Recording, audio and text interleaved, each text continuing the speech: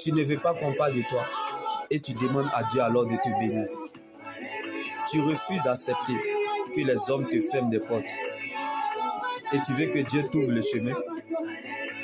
Dieu te laissera toujours gérer ce que tu connais parce qu'il n'est pas obligé de composer avec toi, car il ne t'a pas promis une vie de facilité, mais il t'a donné sa présence. C'est ce qui a trahi Lazare. Sans révélation, le peuple ne connaît aucune retenue, marche sans frein et tombe dans les ténèbres. Comme Lazare, malgré sa vie de sanctification, d'obéissance à Dieu et sa bonne foi, il a demandé la guérison. Jésus n'est pas venu parce qu'il est la résurrection et la vie.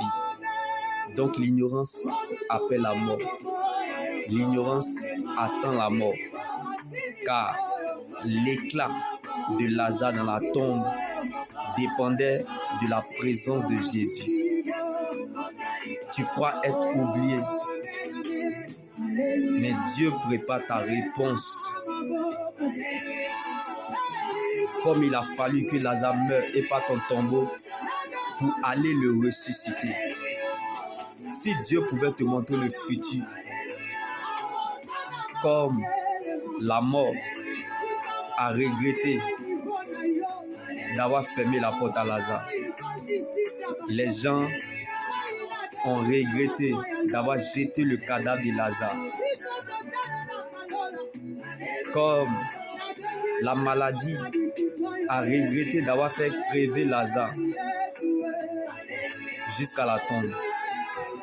Et Satan, le diable, les démons ont regretté d'avoir fait couler Lazare jusqu'en tombeau parce qu'ils ne savaient pas que la résurrection l'attendait à la porte.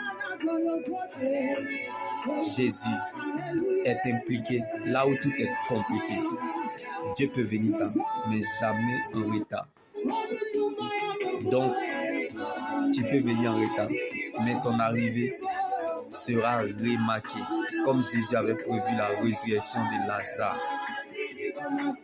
Dieu n'a pas encore fini avec toi. Même si la terre a fini avec toi, Jésus n'a pas encore fini avec ton âme. Quand ton regard semble impossible, c'est que ta vue semble possible.